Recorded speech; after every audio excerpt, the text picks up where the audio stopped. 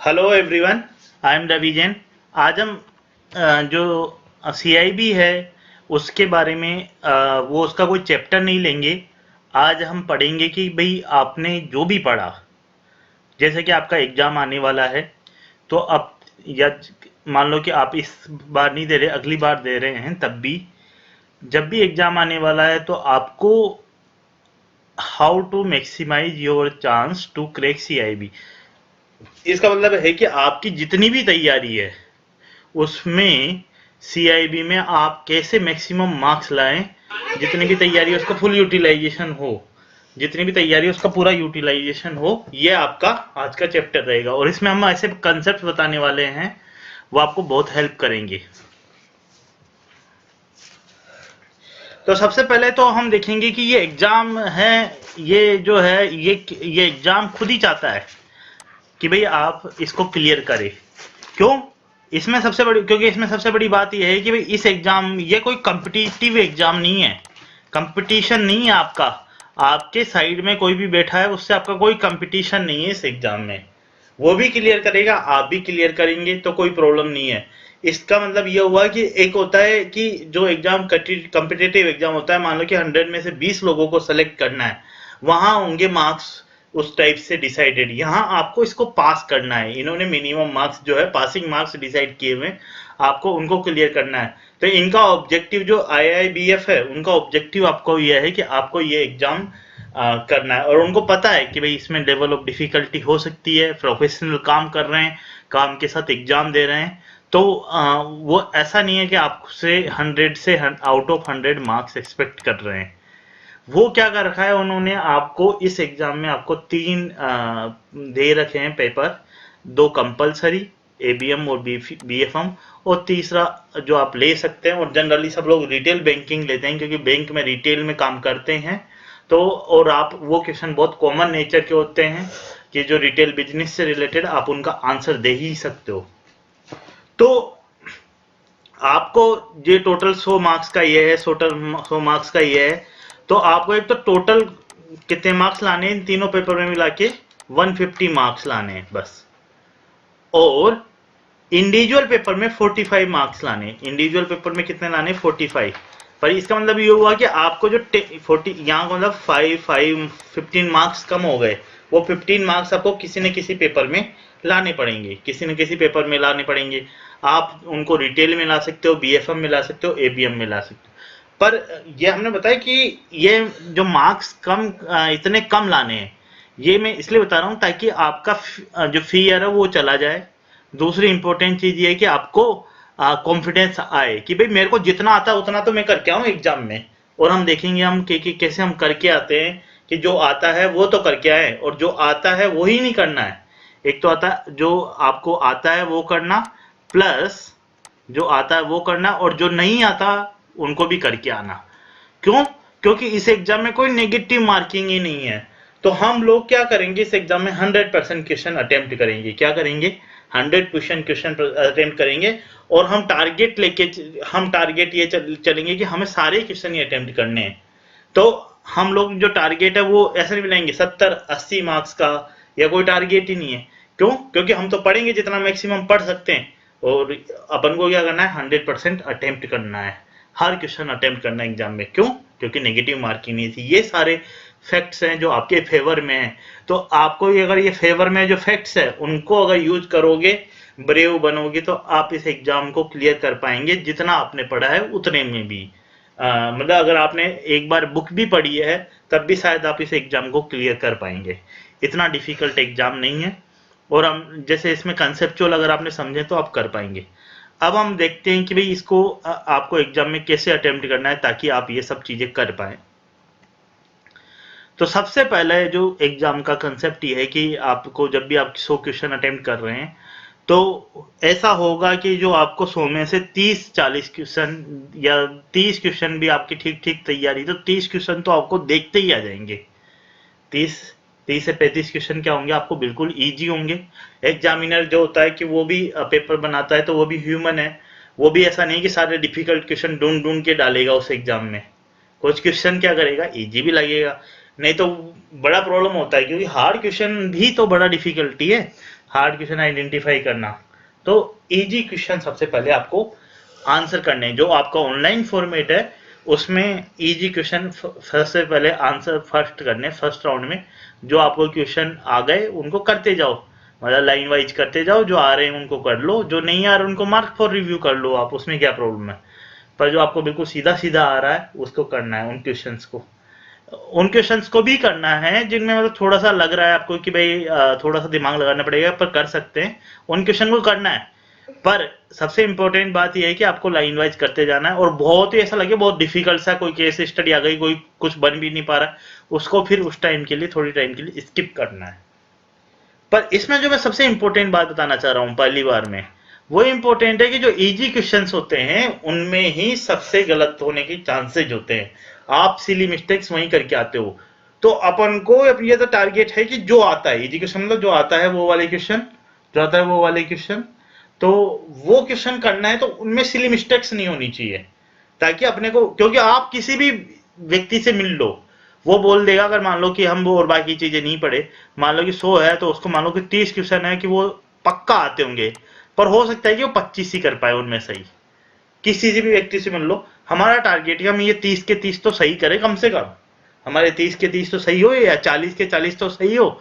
मान लो 100 में से 40 आते हैं तो 40 में से ऐसा नहीं कि 35 सही हो रहे हैं, 40 के 40 सही हो। इसके लिए आपको कुछ सिली मिस्टेक्स आप लोग कर देते हो, तो उनको अवॉइड करने के 2-3 तरीके हैं। एक तो आप एग्जाम से पहले पुराने पेपर की प्रैक्टिस करें, और आपको कहीं से अगर टेस्ट सीरीज मिल जाए तो उसकी प्रैक्टिस करें। पर उसके अलावा भी एग्जाम में आपको क्या ध्यान रखना है, क्योंकि सिली क्वेश्चन से इजी क्वेश्चन होगा तो आप कहेगा जल्दीबाजी कर जाएंगे कि यार ये तो आता है आता है। तो सबसे पहले तो हमेशा ध्यान रखना है कि आपको क्वेश्चन केयरफुली रीड करना है। क्या करना है? क्वेश्चन बिल्कुल केयरफुली रीड करना है।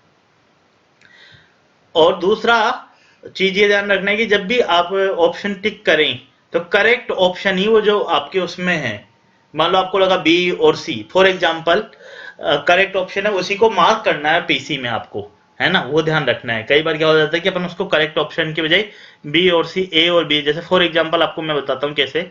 इसमें ये वाले में करेक्ट ऑप्शन टिकिंग वाली बात है कैसे, if the US dollar appreciates relative to the British pound, इसका मतलब है कि यूएस डॉलर एप्रिशिएट हो गया, मतलब यूएस डॉलर ज्यादा महंगा है, यूएस डॉलर ज्यादा एप्रिशिएट हो गया है। इसका मतलब क्या हो गया कि हमें इसका आंसर पता लग जाएगा कि भाई कम डॉलर में भी आप क्या कर सकते हो, पाउंड खरीद सकते हो। एक पाउंड के लिए मतलब जब पहले $1 में मान लो फॉर एग्जांपल 70 पाउंड, हम रियलिस्टिक नहीं ले रहे, फॉर एग्जांपल रुपीज के हिसाब से, या पाउंड की जगह रुपीज मान लेते हैं, $1 में 70 रुपीज। अगर मान लो यूएस डॉलर अप्रिशिएट हो जाएगा तो इसका मतलब क्या हो जाएगा, 75 रुपीज हो जाएगा $1 भी। मतलब आपको 70 रुपीज परचेज करने के लिए कम डॉलर चाहिए होगा ना $1 से भी अब। पर आपको पता ही है, पर आपने क्या किया, क्वेश्चन ज्यादा जल्दीबाजी में नहीं पढ़ा, अप्रिशिएट डेप्रिशिएट मोर डॉलर कर दिया आपने, क्योंकि आपको थोड़ा सा कंसेप्ट आपको ये आप कर सकते हैं, आता भी है, पर आपने जल्दीबाजी में थोड़ा सा इसको सही ढंग से नहीं देखा, तो आपने क्या कर दिया, बी कर दिया इसको, जबकि आंसर क्या होगा, ए होगा। मतलब ये क्वेश्चन तो आपको आता ही है। दूसरी गलती आप ये कर सकते हो कि आपने जैसे इसको एनालिसिस किया ए बी बी, पर आपने देखा यार ये ध्यान नहीं दिया, फ्यूअर मोर इस टाइप से, और ऑप्शन बी टिक कर दिया उसमें, क्योंकि एक जैसे ही है ना, to purchase a pound, to purchase a pound इस टाइप का, इसमें और इसमें तो फर्क है ना, सी और डी ऑप्शन में। तो आप क्या कर दो, बी को आपके कंप्यूटर में ऐसे कर दिया, जबकि आपका आंसर क्या होना चाहिए था, ए होना चाहिए, तो आपको आ भी ए ही रहा है। ये मिस्टेक आपको लग रहा होगा कि मैं ऐसे बता रहा हूं कि भाई ये कौन करेगा, इसलिए तो इसका नाम सिली मिस्टेक है। आप समझ में आया आपको? अब जैसे हम एक और क्वेश्चन लेते हैं, उसमें आपको लगेगा आपने क्वेश्चन ठीक से नहीं पढ़ा है। Which of the following statements is not correct. कई बार हम ये नॉट करेक्ट को भूल जाते हैं देखना, हमारे दिमाग में नोट छुप जाता है, करेक्ट ही देख लेते हैं, करेक्ट ही देख लेते हैं। इसके कारण भी क्या होता है, तो आपको क्वेश्चन केयरफुली रीड करना है। जो क्वेश्चन इजी क्वेश्चन है तो उसको केयरफुली रीड करना है कि भाई नोट करेक्ट है, नोट करेक्ट है। तो इसमें आपको देखना है कि पहले करेक्ट कौन से, उनको हटा सकते हो आप। Strategic risk is the part of operational risk, ये नोट करेक्ट है, ये सबको पता है कि ये एक अलग रिस्क है और ये एक अलग रिस्क है दोनों, तो इसका आंसर क्या हो जाएगा, ए हो जाएगा। तो अपनी क्वेश्चन अगर केयरफुली रीड करना है तो आप इसका आंसर दे सकते हो। अब हम पहुंचे उन क्वेश्चंस पे जिनके आंसर आप नहीं जानते। तो अब हमें उन क्वेश्चंस के जिनके आंसर्स हमें पता नहीं है। तो सबसे पहले तो आपको ध्यान देना है कि हम लोगों ने पहले अब तक जितने भी लेक्चर्स है उसमें भी बताते आए हैं कि मेथड ऑफ एलिमिनेशन यूज करना है जब अपन को पूरा नहीं आता है क्वेश्चन, मतलब उन क्वेश्चंस में जो है मेथड ऑफ एलिमिनेशन यूज करना है, मतलब वो ऑप्शन जो उनको आप हटा सकते हैं। मान लो 4 ऑप्शन आपके पास होंगे, अगर 3 ऑप्शन आपने हटा दिए तो आपको सही आंसर मिल ही जाएगा कि नहीं मिल जाएगा। 4 ऑप्शन में से अगर 2 ऑप्शन हटा दिए तो बस आपको केवल 2 में से ही गेस करना पड़ेगा। तो सबसे पहले आपको जो वो क्वेश्चन नहीं आते उनमें एलिमिनेशन तो करो, कम से कम 2 तक तो पहुंचोगे, 2 डाउट है मतलब, या मतलब एक और कम करो, कम करते जाओगे तो धीरे धीरे आपकी प्रोबेबिलिटी बढ़ती जाएगी उस क्वेश्चन को सही करने की। तो एलिमिनेशन का जो मेथड है उसकी आप क्या करो, प्रैक्टिस करते रहोगे ना तो हर क्वेश्चन आप कर पाओगे और धीरे धीरे फिर आपकी हैबिट बन जाएगी और आपको समझ में आने लगेगा कि इसका कितना बड़ा एडवांटेज होता है। जैसे हम लोग एक क्वेश्चन ले लेते हैं, an arbitrageur in foreign exchange is a person who, मतलब एक आर्बिट्रेचर है वो फॉरेन एक्सचेंज केस में क्या करता है। अब मान लो आपको रफ आइडिया आपने पढ़ा नहीं है पूरी अच्छे तरीके से, तो पर आप इसके ऑप्शन देखिए, earns illegal profit by manipulating foreign exchange. ये तो ऐसा लग रहा है नहीं कि इलीगल प्रॉफिट वगैरह, ऐसे थोड़ी, ऐसा तो हमने कहीं पढ़ा ही नहीं बुक में कि इलीगल प्रॉफिट वाला, नहीं तो हमको ध्यान नहीं रहता कि इलीगल प्रॉफिट वाला बंदा तो वो कुछ होता है। तो ये जो ऑप्शन है ये तो कट गया। अब आपके पास ऑप्शन क्या बचे, बी और सी इन दोनों में, और डी भी है एक ऑप्शन, पर डी वाला ऑप्शन का भी हम आगे देखेंगे कि वो कैसे कटेगा, डी वाला ऑप्शन भी। पर आपने कम से कम ये तो है ना कि ए तो ऑप्शन नहीं करना है इस क्वेश्चन का एग्जाम में, अब या तो बी में से, सी में से या डी में से करना है। अब आपको ये ध्यान देना है कि जो जो है दूसरा बी ऑप्शन भी अगर आप काट सकते हैं, डी ऑप्शन भी आप काट सकते हैं कि भाई कुछ उनमें से कोई सा भी नहीं होगा आर्बिट्रेचर, ऐसा तो हो ही नहीं सकता वो इतना बड़ा क्वेश्चन बनाया और कोई डेफिनेशन नहीं दिया हो, तो इसकी प्रोबेबिलिटी भी बहुत कम है।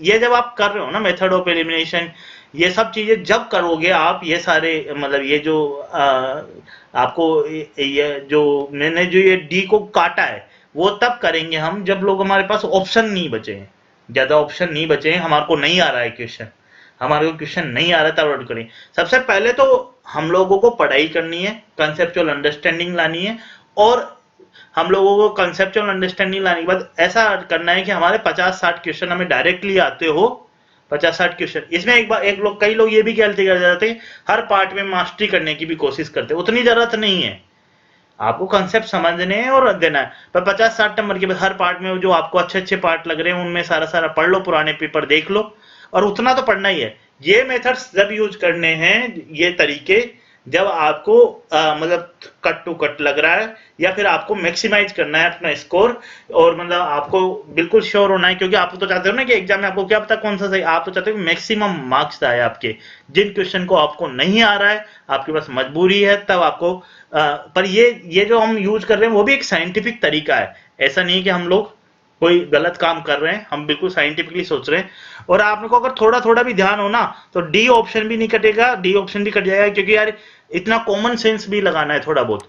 तो ये जो आगे मैं मेथड बता रहा हूँ वो समग्रता में चलेंगे एक साथ, कि भाई वो डी ऑप्शन भी नहीं लगेगा, फिर हमें लगेगा कि cosy difference in exchange rates in different geographic markets, मेरे को बी और सी में से चूज करना पड़ेगा। तो मैं सोचूंगा कि डिफरेंट जियोग्राफी, मान लो यूएस में अगर एक्सचेंज रेट है अलग है, इंडिया में एक्सचेंज रेट अलग है, तो इसका आर्बिट्रेचर का कोई रोल नहीं हो सकता इन चीजों में। उसका काम होगा कि वो एक मार्केट में करेंसी खरीदेगा, दूसरे, तो सी ऑप्शन ही इसका करेक्ट आंसर होगा। और ये मेथड जो आपको एलिमिनेशन का वो तब और ज्यादा हेल्प करेगा जब आपने थोड़ा पढ़ा है, आपको थोड़ा याद है, तो उसके केस में और ज्यादा हेल्प कर देगा आपको आंसर के नजदीक लाने में। आप एक तो हो कि ए और बी सी इन तीनों में ही देख रहे हो, और आप देख रहे हो बी और सी में से सोच रहे हो, तो आपको याद ज्यादा जल्दी आ पाएगा कि आपने क्या पढ़ा था। ठीक है, तो ऑप्शन जो एलिमिनेट हो गया उसको हटा दो, उसको तरफ देखो मत हो। तो हमेशा ऑप्शंस भी क्या होंगे, आपके आंसर की तरफ लेके जाएंगे। फॉर एग्जांपल हम इसमें एक और कंसेप्ट और है जो कि बिल्कुल अभी हमने ये क्वेश्चन लिया है, उसी को है कि जब भी आपके क्वेश्चंस में दो अपोजिट ऑप्शंस आए, ये सब मेथड हमें तभी यूज करने हैं जब हमें नहीं आता है। क्वेश्चन क्या, तो आंसर उन दोनों अपोजिट ऑप्शन में से ही एक आंसर होगा। क्या होगा, दोनों अपोजिट ऑप्शन में से एक आंसर होगा। ये क्वेश्चन हमने पहले ही ले लिया। If the US dollar appreciates relative to the British pound, तो बोल रहा है कि कम डॉलर में पाउंड खरीद सकते हैं या ज्यादा डॉलर लगेंगे एक पाउंड को खरीदने में, तो आंसर ए और बी में से ही होगा, क्योंकि ये दोनों अपोजिट ऑप्शंस हैं। ये दोनों क्या है, अपोजिट ऑप्शन। तो आप बिना देखे बिना सोचे समझे इन दोनों को सी और डी को भी काट सकते हैं। और सी तो वैसे भी कॉमन सेंस से लगाओगे कि अप्रिशिएशन लिखा है और यहाँ क्या लिखा, वीकनिंग, तो ये दोनों तो अपोजिट बातें हैं। ये तो मतलब ये दोनों तो अलग अलग बात है। तो क्वेश्चन को सी तो सपोर्ट नहीं कर रहा, और डी इसलिए कट जाएगा, सी गलत हो गया तो डी भी कट गया। पर वो तो एक तरीका अलग हुआ। दूसरा तरीका हम ये बोल रहे हैं कि दो अपोजिट ऑप्शंस हैं, क्योंकि वो एग्जामिनर चाह रहा है इन दोनों में से आपको एक बताना है, तो आपको बाकी ऑप्शंस देखने की जरूरत ही नहीं है। क्लियर है। अब ऐसा ही एक और क्वेश्चन है जो कि अपन को मान लो ज्यादा पता नहीं है। फॉर एग्जांपल वो दिया हुआ है कि forward option facility in A forex forward contract implies, मतलब फॉरवर्ड में अगर ऑप्शन फैसिलिटी आप अडॉप्ट कर रहे हो फॉरवर्ड कॉन्ट्रैक्ट में, तो उसका क्या मतलब होता है।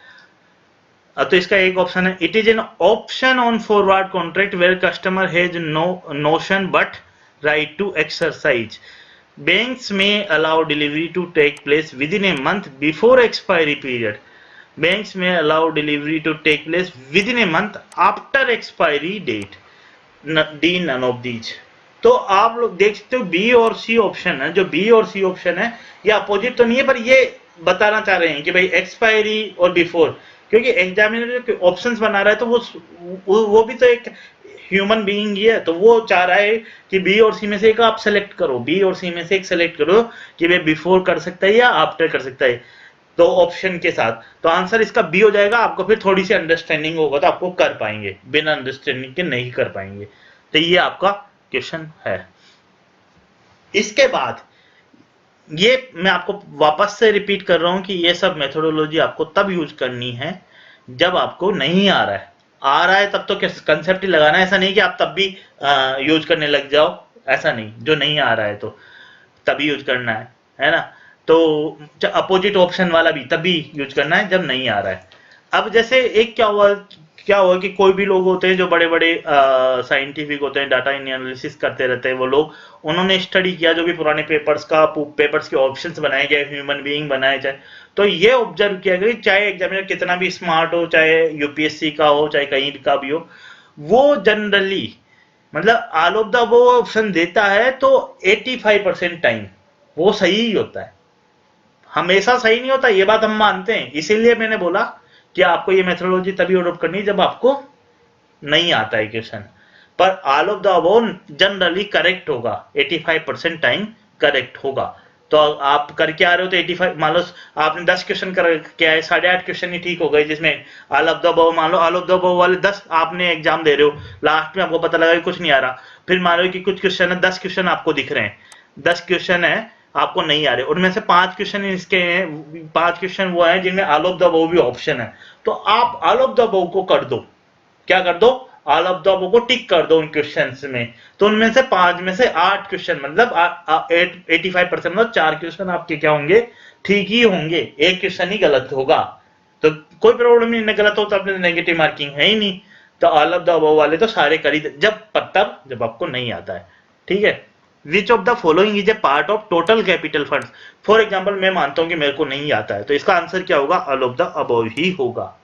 इसका आंसर क्या होगा, ऑल ऑफ द अबव ही होगा। हम डिस्कस नहीं कर रहे, ये सब आपके कंसेप्चुअल पार्ट है। ऐसे ही परमिसिबल डेबिट्स इन ईएफसी अकाउंट्स, तो इसका आंसर क्या होगा, ऑल ऑफ द अबव ही होगा। ऐसे आपको करना है। ऐसे ही रिस्क इन ट्रेडिंग सिक्योरिटी में arise from the following activities. पर ये ध्यान रखिए कि हो सकता है कि ये क्वेश्चन गलत हो जाए आपका, पर ये इसलिए तभी अडॉप्ट करने है मेथड लास्ट में, जब आपको लास्ट में करना है, क्योंकि आपके पास आपको नहीं आ रहा है, तब आप क्या करोगे, जिनमें ऑल ऑफ द अबव है उनको करेक्ट कर दो। इसके बाद एक वैसे ही मेटा स्टडी हुई है कि नन ऑफ द अबव या जीरो वगैरह आ रहा लिखा हो उस टाइप का, जीरो को तो आप इग्नोर कर दीजिए फॉर एग्जांपल, क्योंकि मैथमेटिकल एग्जाम्स वगैरह के लिए ज्यादा इंपॉर्टेंट है, मैथ का पेपर लग रहा हो तब। पर जो नन ऑफ द अबव है वो जनरली रॉन्ग होता है, वो आंसर नहीं होता है। मतलब वही 85% मान सकते हो आप, या 80-20 मान सकते हो, इस केस में भी वही रेशियो। तो देखो फॉर एग्जांपल अभी आप जाइए, अभी हमने आप खुद देखिए, आपके सामने मैंने बहुत सारे क्वेश्चन ले लिया। तो अब जैसे ये वाला क्वेश्चन था नन ऑफ द अबव, आपके सामने लिया ना। तो अगर इसी क्वेश्चन को हम दोबारा जाते हैं तो इस क्वेश्चन में ए ऑप्शन भी हम लोगों ने काट दिया, नन ऑफ द अबव क्यों काट दिया कि नन ऑफ द बी भी नहीं होता है। तो आपके पास आंसर क्या बचे, बी और सी। तब और कितना पास आ गए आप आंसर के, आ गए कि नहीं आ गए पास आंसर के। तो देखिए, तो none of the above for example ये डी ऑप्शन तो कट ही जाएगा, नन ऑफ द ईच। फिर हमें पता है एक चीज और पता है कि जो अपोजिट आंसर होते हैं उनमें से एक आंसर और होता है। तो कितना हम लोग आंसर के करीब पहुंच गए जब हमें गेस करना है। फिर थोड़ा बहुत दिमाग भी लगाना है, कॉमन सेंस भी लगानी है कि भाई अगर है तो एक्सपायरी डेट से पहले ही पेमेंट करो।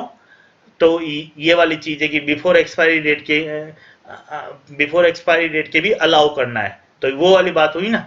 तो ये वाली चीज है, कॉमन सेंस लगा लगा के भी करना है और ऑल ऑफ द अबव भी करना है। तो in the process of ALM for example हम ले रहे हैं कि price matching is used to assess whether an institution is in a position to benefit by raising interest rate through positive gap. Positive gap means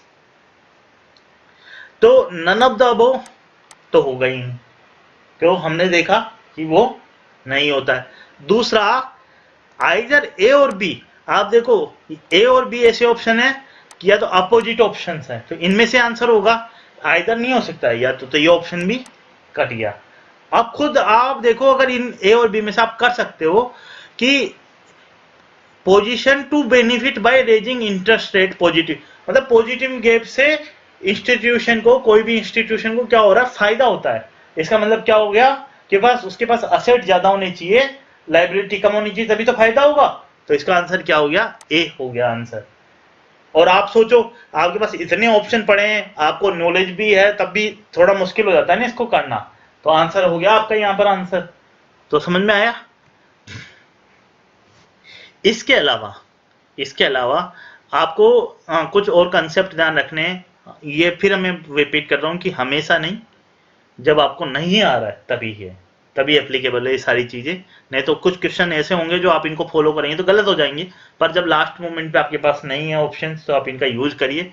जैसे वो अगर लिखा हुआ है ऐसा स्टेटमेंट जो कि बहुत ज्यादा कि बोल रहा है कि हमेशा ही होगा, कभी नहीं होगा, मस्ट होना चाहिए, ओनली होना चाहिए, ऑल होना चाहिए, कि सभी के, तो वो स्टेटमेंट जनरली क्या होते हैं, रोंग होते हैं। पर ये चीजें सोशल साइंस के केसेज में ज्यादा एप्लीकेबल है, सोशल साइंस से रिलेटेड स्टेटमेंट। तो इसलिए मैं बोल रहा हूं कि आपको तभी यूज करना है जब आपको नहीं आ रहा है। और जो थोड़े जेनरिक स्टेटमेंट है कि मोस्ट टाइम, ज्यादातर, कुछ लोग, यूजुअली, तो ये स्टेटमेंट क्या होते हैं, जनरली ट्रू होते हैं। ऐसे स्टेटमेंट क्या होते हैं, जनरली ट्रू होते हैं। और ऐसे स्टेटमेंट जो बहुत ज्यादा कॉम्प्लेक्स है, बहुत एग्जीगरेटेड है, वो भी जनरली क्या होते हैं, रॉन्ग होते हैं। फॉर एग्जांपल हम एक क्वेश्चन लेते हैं, derivatives can be used to hedge aggregate risk as reflected in the asset liability mismatches. In this case, a dynamic management of hedge is necessary not because। तो अब आपको बताना है, पर इसमें सबसे इंपॉर्टेंट चीज तो ये ध्यान रखेंगे, नोट भी आ गया है, नोट बिकॉज। तो आप ये देखिए कि इसमें लिखा है composition of assets and liabilities is always changing. तो ये स्टेटमेंट क्या हो जाएगा, इनकरेक्ट हो जाएगा। तो ये स्टेटमेंट क्या है, इनकरेक्ट, जो है इनकरेक्ट स्टेटमेंट है। तो आपको ये ध्यान रखना, जहां पर भी ऑलवेज आ रहा है वो स्टेटमेंट इनकरेक्ट होगा। पर ये तभी यूज करना है, क्योंकि तभी यूज करना है जब आप लोग मतलब लास्ट ऑप्शन आपके पास बचा है। ऐसे ही a forward currency transaction is always at premium over the, तो इसमें इज ऑलवेज आ रहा है, तो ये ऑप्शन गलत हो जाएगा कि हमेशा के लिए बोल रहा है। Means that delivery and payment must be made with in, तो जहां पर भी मस्ट आ रहा है तो वो गलत हो जाएगा, पर ये जरूरी नहीं है, ये मतलब ये जरूरी नहीं है, ये केवल आपको तब यूज करना है जब आपके पास लास्ट ऑप्शन है। एक सी ऑप्शन है, उसमें कुछ ऐसी बात नहीं है, sets the future date when delivery of currency must be made at an unknown spot exchange rate, तो इसको भी अपन काट देंगे एक की। नन ऑफ द अब तो हमें पता ही है कि भाई जनरली होता ही नहीं, तो आंसर क्या हो जाएगा, सी आंसर हो जाएगा। पर इसमें मैं फिर आपको बताना चाह रहा हूँ कि ये सारी मेथोडोलॉजी आपको तबड़ो करना है, ये तो आपको मैं समझा ही चुका हूँ, पर उसके साथ साथ कॉमन सेंस भी लगाते रहना। कुछ क्वेश्चन आप कॉमन सेंस से भी कर सकते हो, और कुछ क्वेश्चन में गेस भी करना है तो थोड़ा और दिमाग लगा लगा के गेस करना है। तो वो देखिए आप, ये क्वेश्चन का जो है हमारा, ये क्वेश्चन है जो हमारा है वो ये क्वेश्चन है, RTGS has been fully activated by RBI from where the settlements are on basis rather than day-end settlement of checks in clearing house। तो ये बोल रहा है कि RTGS has been activated by RBI from where the settlements are on basis rather than day-end settlement in clearing house। तो RTGS का मतलब अपन को पता है कि रियल टाइम ग्रोस सेटलमेंट, तो ये अपन को कॉमन सेंस लगा सकते हैं यहाँ पर कि भाई यहाँ पर ग्रोस बेसिस पे होंगे रादर देन नेट बेसिस पे। तो आप लोगों को इस पे नहीं जाना कि भाई ये क्या डेट है, ये हो सकता है आपको पता नहीं हो। तो ये नेट ग्रोस है या ग्रोस नेट है, तो अपन को पता लग गया कि नेट ग्रोस वाला ऑप्शन कट गया, नेट ग्रोस वाला ऑप्शन कट गया, या तो ग्रोस नेट या ग्रोस नेट, सी बी या डी में ऐसा आएगा। अब जो है डेट है अक्टूबर 2004 या अगस्त 2004, तो अपन को पता लग गया कि भाई जो है कि भाई 2004 में ही ये हुआ है इवेंट। अब अक्टूबर में हुआ है या अगस्त में हमें नहीं पता चल पा रहा, तो हम लोग एग्जामिनर ने सी ऑप्शन ऐसे डाला कि मान लो आप फटाफट की भाई आपको पता अक्टूबर 2004 में, तो आप क्या कर दो, सी ऑप्शन कर दो फटाफट, इसलिए डाला। तो इसका मतलब क्या हुआ, अक्टूबर 2004 दो बार आ चुका, तो इसका मतलब क्या हो जाएगा, इसका आंसर क्या हो जाएगा, अक्टूबर 2004 में ही ये हुआ होगा। आपको ऑप्शन लगाना है, गेस करना है, तो फिर आप यही करोगे ना लास्ट में, तो आप ये बी ऑप्शन ही करेक्ट करो।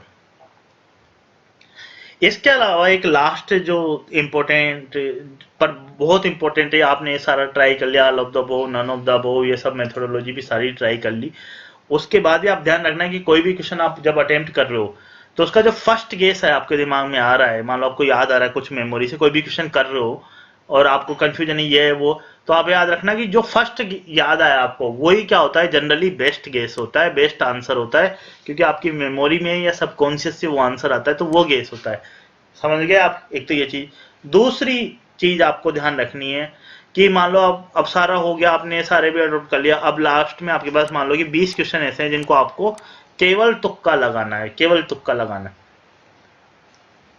तो उन केसेज में अभी क्या है कि जनरली क्या होता है कि जो भी एग्जाम होता है उसमें क्या होता है कि एक इस टाइप का डिस्ट्रीब्यूशन होता है कि एग्जाम में कि भाई ए, जैसे मान लो ए लगभग 25-26 को अलोकेटेड होगा, बी है वो भी मान लो कि ऐसे मतलब B A B C D मतलब ±3-4 ऐसे मान लो, ऐसे ही रहेंगे, मतलब ऑप्शंस के आंसर कि ए कितने का आंसर होगा, डी कितने का आंसर होगा, बी कितने का आंसर होगा, सी कितने का आंसर होगा, डी कितने का आंसर होगा।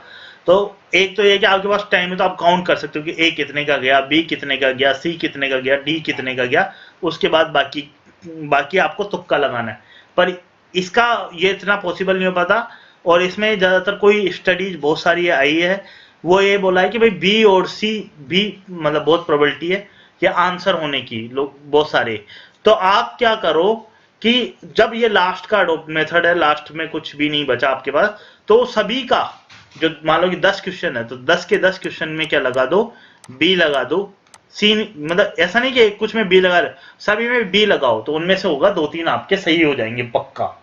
जो लास्ट में मान लो आपके पास कुछ नहीं बच रहा, 10 क्वेश्चन को आपको बिल्कुल लगाना, सब में बी लगा के आओ, सब में क्या लगाओ, बी या सी लगा के आओ, सब में क्या लगा क्या हो, बी, सब में या तो बी लगाओ या सी लगाओ। तो इसमें भी 10 में से आपके 2-3 क्वेश्चन तो पक्का सही होने ही वाले हैं। और मैंने आपको ये जो मेथड्स बताई है, ट्रिक्स बताई है, इन सब से आपका पक्का सिलेक्शन हो ही जाएगा। आप एबीएम बीएफएम में 45 ले आना अगर ज्यादा ही मजबूरी है, और रिटेल में आप 60 नंबर ले आना, उसमें क्या प्रॉब्लम है। तो ये आपको समझ में आ गया। इसी के साथ आपको मैं एग्जाम के लिए काफी गुड लक बोलता हूँ। दूसरा इंपॉर्टेंट चीज ये है कि आप एग्जाम से पहले अच्छे से नींद लीजिए और खाने पीने का भी ध्यान रखिए। और जो आपका एडमिट कार्ड है, साइंटिफिक जो कैलकुलेटर्स हैं, वो सब चीज आप एग्जाम में ले जाना मत भूलिए। और एग्जाम में थोड़ा फ्रेश माइंड से जाइए ताकि आप वो क्वेश्चन कर पाए जो जो आपको नहीं आते हैं। जो आते हैं वो सबसे पहले सही कर पाए, और जो नहीं आते हैं वो भी कर पाए। Thank you very much.